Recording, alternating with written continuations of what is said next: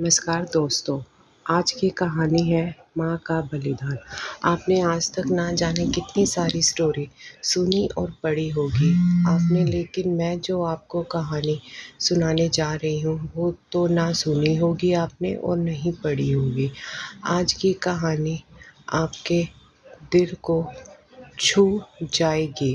यह कहानी है शहर में रहने वाले महेश की, जो अपनी माँ के साथ रहता था। उसके पिताजी के गुजर जाने के बाद उसके घर के आर्थिक संतुलन खराब हो गया।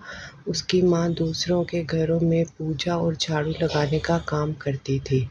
उससे जो भी 4-5 पैसे मिलते उससे वो अपना घर चलाती थी। महेश दिन भर अपने दोस्तों के साथ घूमता और पार्टी करता रहता था।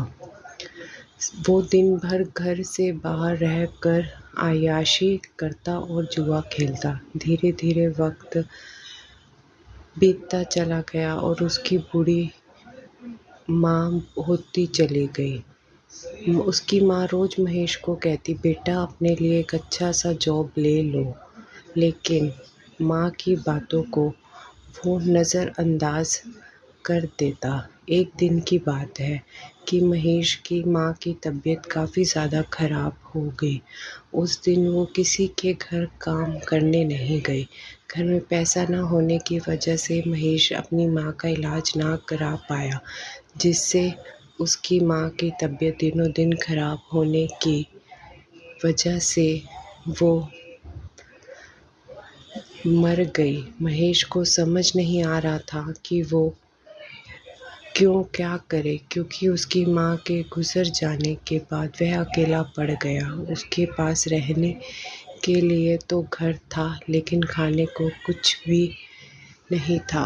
उसके सभी दोस्तों ने भी उसका साथ छोड़ दिया।